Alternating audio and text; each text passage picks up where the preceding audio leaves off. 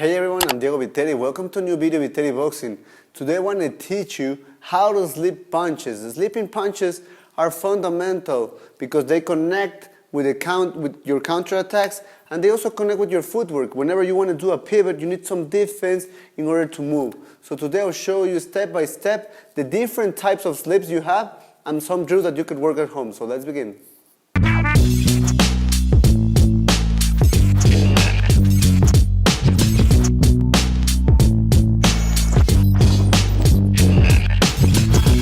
First, let's begin with the mechanics of how to slip punches. And the first thing you need to have is a good base, a good stance. From your stance, always looking from the tip of your toe to your ankle. This means you will have some balance. You have to bend your knees, your elbows have to be close to your body, and your lead arm is going to be a little bit away from your body. Keep your chin tucked. And from here, we're going to start to slip punches to both sides. First, we're going to start with our rear foot to slip a jab to the outside. So if someone throws a jab, what I'm going to try to imagine is I'm going to move my shoulder to my opposite knee by pivoting my foot. So I'll pivot my foot, I pivot my knee, and I'll do a little shoulder pop. I'll call this a shoulder pop. You just move your shoulder to the side. And you have to remember that whenever you move, you are opening a space here. So make sure you put your hand up and don't lose sight from your opponent. And this is the way you slip a jab to the outside. And to slip a cross, the only thing you have to do is you have to turn your foot. The same thing, you have to turn. Use your shoulder, moving to the opposite knee, and you have to raise your hand a little bit to cover this space that is open whenever you move. So you can move to the side or to the other side. Remember, you want to be as close to your opponent's glove. You don't want to slip too low because it will take you longer to counter, it will take you longer to move away. So small movements to the side will work much better. Now a drill that you can work at home is using the double end bag, and what we're going to do is we're going to throw the jab. And the jab, and whenever you punch, of course, the double end bag, it's going to come back to you in the center. And so what you're going to do is you're going to jab and you're going to move your head to one side and to the other side. As I said before, you want to stay as close as you can from the double end bag. You don't want the double end bag to be too far away because it will take you longer to counterattack. So the whole point is that whenever you throw the jab, you throw your jab, and when you are pulling back your hand or your arm, your head has to move from the center line in one single movement.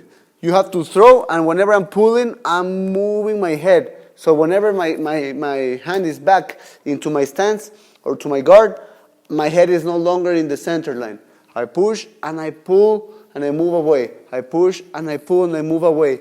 You don't have to pull. You don't have to throw your jab, pull and then move. Whenever you're pulling, you are moving. Push, move. You can work this in the heavy bag or even in shadow boxing. Just throw and move to the side. Punch and move to the side.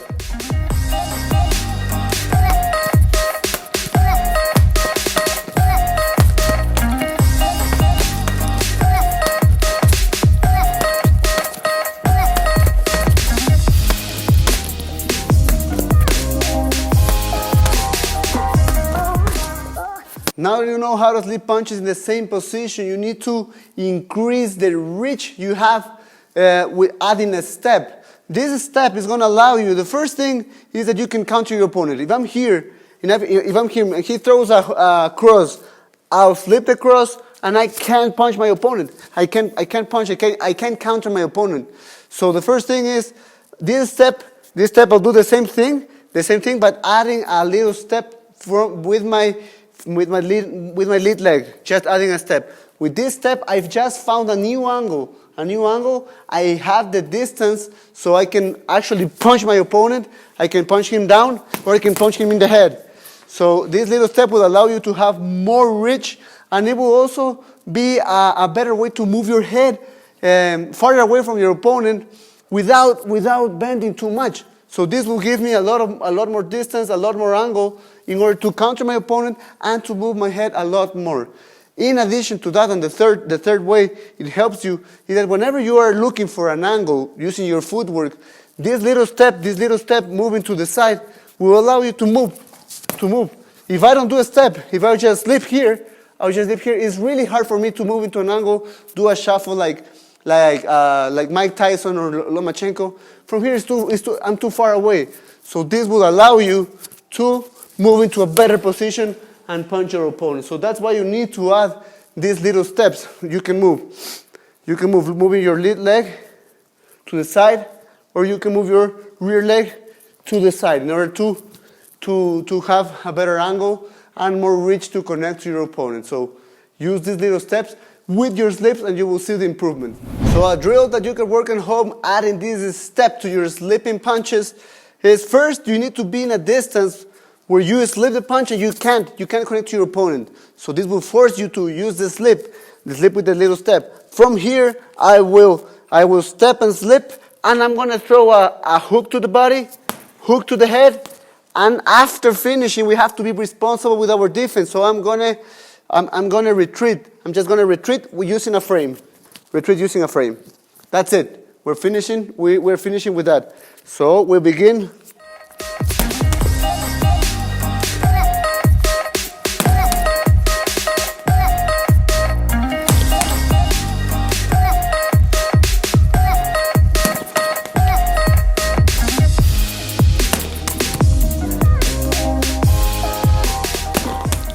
Now that you know how to slip punches, even add a little step to gain another angle, you need to know how to move whenever you are slipping punches. You're not always going to be slipping punches staying in the same position. Sometimes when you are pressuring your opponent, you want to be pressuring, but at the same time you want to be moving your head out of the center line. So how do you do that?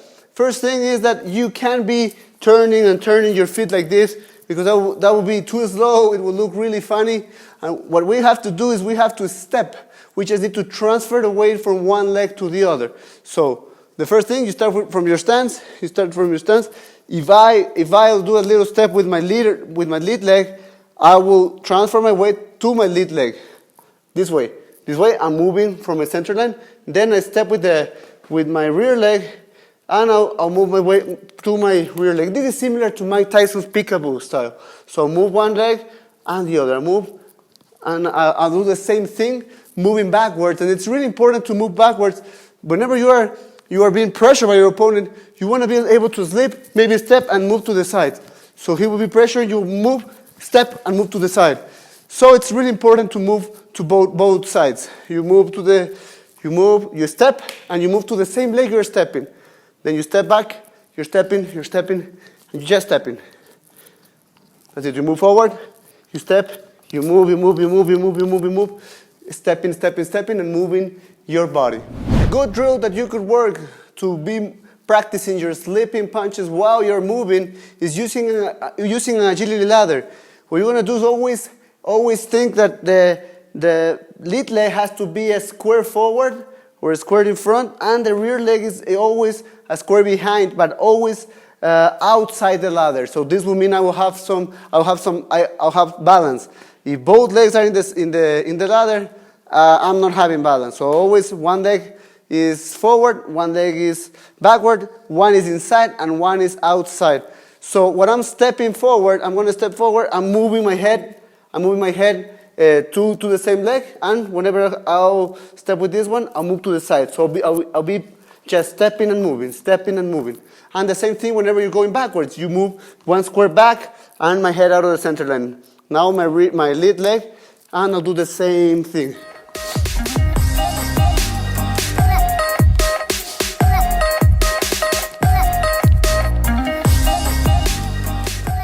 Thanks everyone for watching my video. Remember that whenever you are slipping punches, you have to be really calm, really loose. So breathe, diaphragmatic breathing. You have to breathe, be really calm, be really loose, and always have this connection between your body, your upper body, and your lower body. Never just move your upper body. Always have your legs and your upper body connected, so that will make you a lot faster and a lot smoother.